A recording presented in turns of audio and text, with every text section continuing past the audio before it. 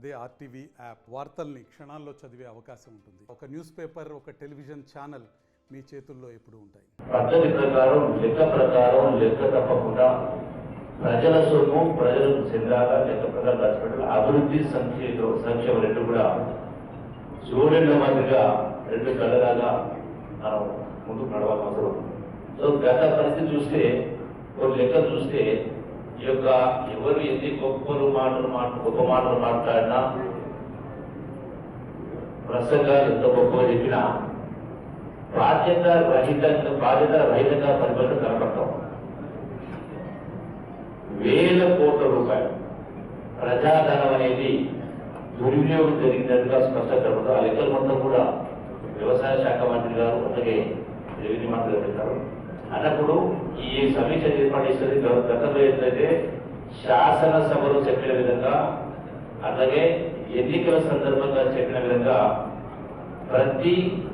చెప్పిన ప్రతి మాట నిలబెట్టుకునే దానిలో భాగంగా అవన్నీ కూడా సక్రమంగా ముందుకు వెళ్ళడం కోసం నిర్ణయాలు అనేది ప్రజలు ఎదురు తీసుకొని ఎవరికి ఇవ్వాలా, ఎందుకు ఇవ్వాలా, ఎవరికి ఏం చేయాలనే విధంగా పూర్తిగా ప్రజాపాలన ఉంటే రైతుల అభిప్రాయాలు ప్రజల అభిప్రాయాలు తెలుసుకొని ఏ ఒక్క రూపాయలు దుర్వినియోగం కాకుండా ఉండడం కోసమే మీ అభిప్రాయాల సేకరణ కోసం రావడం జరిగింది. ఆర్థికపరమైనటువంటి ఇబ్బందులు ఉన్నటువంటి ప్రభుత్వంలో అన్నిటికీ బకాయిలు పడ్డటువంటి ప్రభుత్వాన్ని గత 6 నెలల కాలంలో 3 నెలల పైచలకు మనకి ఎన్నికల కోడ్ వల్ల మనం ఏ కార్యక్రమం చేపట్టే అవకాశం లేకుండా పోయింది.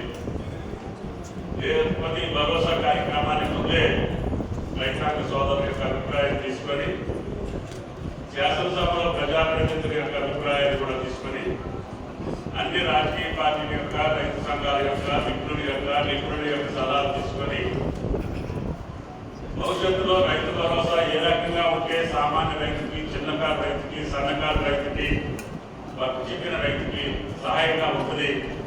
వాళ్ళ అభిప్రాయాలకు అనుగుణంగా మనం దీన్ని ప్రవేశపెట్టాలని.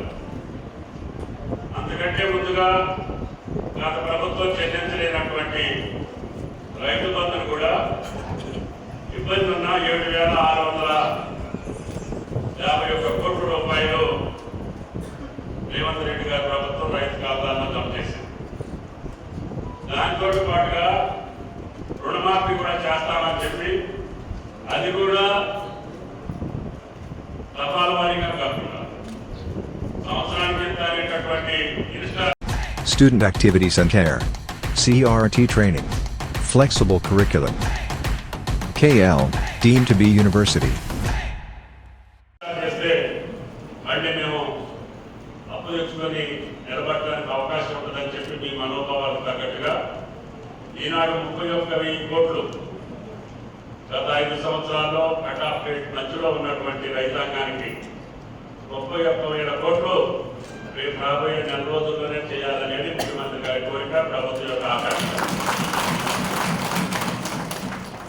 చప్పట్లు కొట్టినంత తేలిక కాదు, కానీ అయినా సరే పట్టుదలతో ఉన్నాం, నిధుల కోసం అన్వేషిస్తున్నాం. చాలా వరకు రఘునందన్ గారు, ఫైనాన్స్ సెక్రటరీ, ముఖ్యమంత్రి గారు రోజు అదే పని మీద ఉండి మనకున్నటువంటి నిధులను జాగ్రత్త చేసుకోవటం, కొన్ని సమన్వయం చేసుకోవటం, తద్వారా 1-2 ఇన్స్టాల్మెంట్లో ఆగస్టు నెలలోనే ఈ యొక్క 31,000 కోట్లు మీ ఖాతాలో వేయాల్సినటువంటి అవసరం ఉంది. అనుగుణంగానే ఈ రాష్ట్ర ప్రభుత్వం నడవాలన్నది ముఖ్య ఉద్దేశం. 100 ఎకరాలున్న భూస్వామికి ఇవ్వాలన్నా, కొండలు గుట్టలో ఉన్న రైతుకి ఇవ్వాలన్నా, ఎప్పుడో 10 సంవత్సరాల క్రితం లేఅవుట్ వేసిన ఆ లేఅవుట్లకు కూడా ఇవ్వాలన్నా, గతంలో ప్రభుత్వం ఈ వివిధ డెవలప్మెంట్ కోసం ఎక్విజిషన్ చేసిన ల్యాండ్ కూడా ఇవ్వాలన్నా, ఫామ్ హౌస్లకు కూడా ఇవ్వాలన్నా అనేది మీరు ఇచ్చే సూచనలు బట్టి ఈ రాష్ట్ర ప్రభుత్వం నిర్ణయం తీసుకుంటుంది. ఎందుకంటే గతంలో ఏం జరిగిందో ఇందాక తొమ్మల గారు చెప్పారు. గతాన్ని అది ఆనాడు ఆ ప్రభుత్వం ఇచ్చిన అది వారి డబ్బు కాదు.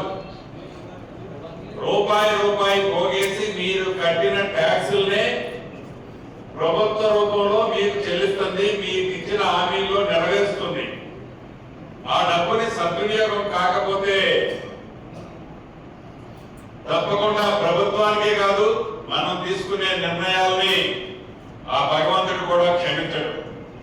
దాన్ని దృష్టిలో పెట్టుకుని ఈనాడు ఈ రాష్ట్ర ప్రభుత్వం ఓపెన్ డిబేట్ చేస్తూ మైండ్ లో ఈ రాష్ట్ర ప్రభుత్వానికి ఇలా చేయాలి అలా చేయాలి అనేది ఏ ఉద్దేశము లేదు.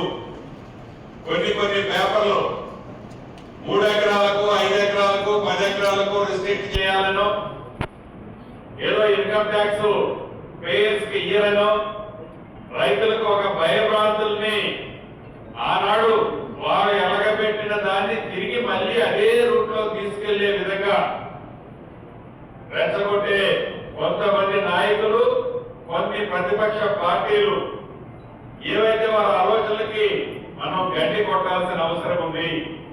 నిజంగా ఏ రైతుకి సహాయం చేస్తే, నిజంగా మంచి చేస్తే ఆ రైతుకి ఉపయోగపడుతుందో ఆ రైతుకి ఇవ్వాలన్నదే ఈ రాష్ట్ర ప్రభుత్వం ఉద్దేశం తప్ప ఇన్కమ్ ట్యాక్స్ విషయానికి వద్దాం. మీలో కొంత అపోహ ఉంది. ఇన్కమ్ ట్యాక్స్ ఎవరైతే అప్లై చేస్తారో అంటే పాన్ కార్డు ఉన్న ప్రతి వాళ్ళకి రైతు భరోసా రాదు అనేది ప్రతిపక్షం వాళ్ళు చేస్తున్న ప్రచారం. ఈనాడు పాన్ కార్డు ప్రతి రైతుకి ప్రతి కుటుంబానికి ఉంటది. అటువంటి వాళ్ళకి ఇవ్వనని ఈ ప్రభుత్వం ఏనాడు చెప్పలే.